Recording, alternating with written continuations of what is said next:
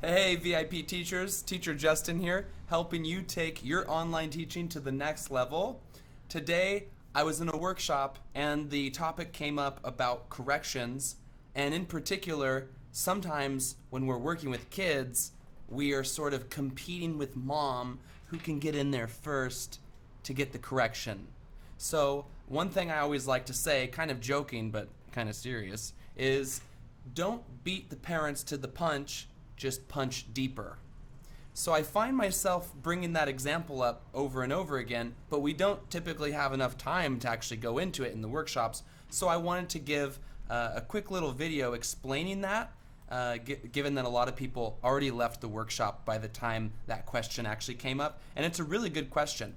Basically, when you teach online and you're working with kids, typically next to the kid, well, not typically, but sometimes, next to the kid who's trying to do his lesson, you might have a mom or a dad who's over here basically giving the kid things to say, telling him what to say, maybe is driving him crazy, maybe they're not even getting the correction right. And that's really the worst case scenario, is that, believe it or not, mom is wrong. That happens sometimes. So there's a lot of problems that can come up from parents correcting their children, okay? And you as a teacher might feel perhaps the desire to jump in there before mom can get a hold of the kid, poor kid, right? But you have to be careful that you're not getting into a race with mom and dad over corrections. So when I say to people that the key is to not beat them to the punch, but punch deeper, it's a little confusing. Well, what do you mean by punch deeper? It's basically the idea is you're going to one-up the parent. So again, I'm just going to give you that little phrase there. The key is to don't beat the parent to the punch, right? Resist the urge to jump in there ahead of time. Just punch deeper.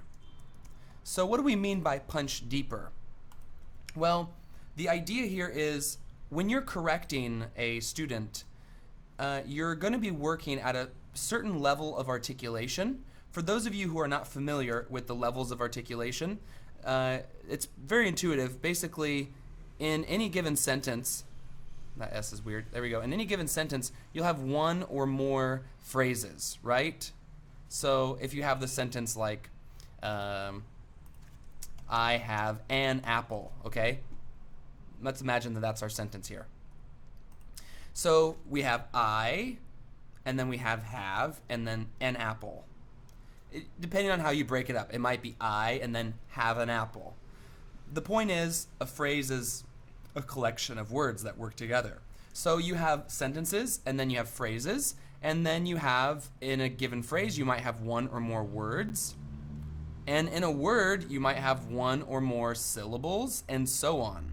Okay?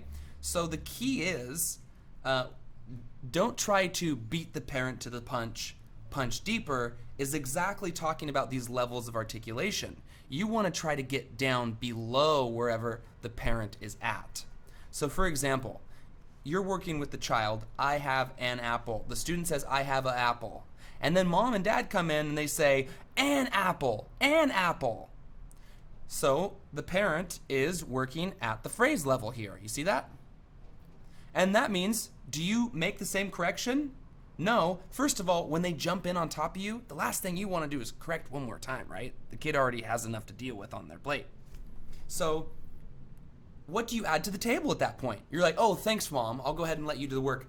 Go ahead and just take it from here, mom, because you're right. I'd rather not correct the kid, so you just go ahead and take it from here. I'm going to go grab a glass of water, right? So you need to also win over the parent's trust. That's part of it, too. They want to get in there because they're almost showing you, like, this is how I want the class to be. I want corrections every time. It's kind of unfortunate in my mind, but that's just the way it is, right? So how do you earn their trust? It's exactly by not letting them just go take the corrections over, right? So you don't want to jump in there ahead of them. You don't want to correct after them. You want to correct after them, but not in the same way. You want to basically give the impression that they're wrong about the way that they're doing it every time. So honestly, if the kid were to say, I have a apple and not an apple, saying an apple is actually the best way to correct that, because you want to emphasize here that, well, we have a word here that starts with a vowel, so we need to put this an here. An apple, an apple. So it makes sense to correct at the phrase level. But when I'm sort of competing with the parents, I'm still going to want to send the message that, no, we're not on the same page here. I'm correcting at this level, you're correcting at this level, and by the way, my level is, I'm on a deeper level than you are, right? So it's sort of sending that message to mom and dad. So if they say an apple, I'll make a point of not saying that same thing, an apple. I'll make a point of not just waiting for the kid. Even if the kid corrects, I'll still actually do a little mini lesson, because I want to show parents, again, we're on different pages. Oh, and by the way, my page is better than yours. It's deeper down than yours is. So what would that translate to here in this case? You're teaching the kid, let's imagine that we're just asking them, like, what do you see? And then the kid says, or what do you have? The kid says, I have an apple. Mom and dad, mom's over there. I have an apple, an apple, an apple. And then the kid might say, okay, an apple. You say, good, but now you're still going to correct, but you're going to go deeper than the parents. So if the parents were at the phrase, an apple, we're going to go down to the word. What's the word in question? It would be an. And so you'll do a little mini lesson on the word an. You could literally just take your whiteboard. It can be so simple. Just take the whiteboard and just write out an. I think probably even better is you would want to bring in some type of context. It breaks my heart to not do it the best way, just because I want to sort of one-up the parents. So another way you could one-up the parents is just by writing it out, okay? So you could give them a thumbs up, and you might just work on that by itself. Apple. Oh, let me make this bigger for you. You're probably trying, I can't see, buddy. There it is. So you just got done doing this little loop-de-doo with the parents, and they're like, an apple, an apple. So you can either just focus on an, like, hey, mom, we're not on the same page, all right? And by the way, my page is better than your page. Or you can just one-up them in the sense of, okay, I'm going to take what you did, mom, but I'm going to actually double down, and my version's going to be better because I can actually get the kid to take a look at what's going on here instead of just blindly repeating, right? And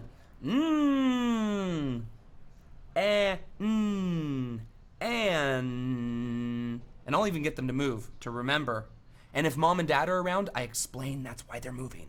Say, to remember, use your hand, okay? Your hand to remember. I try to get them moving, and now all of a sudden mom and dad are feeling out of their element. An apple. An apple. An apple. Look how you just one-upped mom and dad. So remember, the idea here is whether you go down to a lower level of articulation or whether you just bring out some visuals, the idea is that you have to always try to one-up the parents. It sounds a little bizarre, perhaps a little confrontational, but this really is the best way, because you need to win over the parents' trust. So next time you're in this situation and mom or dad is just riding the kid and poor guy, it's just not working out well, resist the temptation to jump in there ahead of the parent before they get a chance to correct, because that's not good for anybody. Let them correct, but remember, don't beat them to the punch, punch deeper. Go down to a lower level of articulation. If they're saying, I have an apple, then you're just going to say, an apple. Focus again. Say, okay, listen. You might even say mom and dad. Mom, listen, like we're on another page. We're doing a different thing. Listen, an apple. If the parent's correcting an apple, you might just go down to the word level. And you can even say to mom or dad, mom, listen, Again, you're showing the parent, look, I've got this, and by the way, I've got it at a whole other level than you. So the key is to one-up the parents. Don't beat the parent to the punch, punch deeper. And you can level up by going deeper or you can level up by bringing out some visuals, because certainly mom and dad are not going to be doing stuff like this. I hope that you enjoyed this video today. I love teaching English so much. It's not just a job that's fun, interesting, but it allows us to be flexible. We can work when we want, where we want, and we're building a strong connection with our students all over the world. So if you have any questions, let me know in the chat box, or rather the comments. And until next time, my friends, happy teaching. Bye-bye.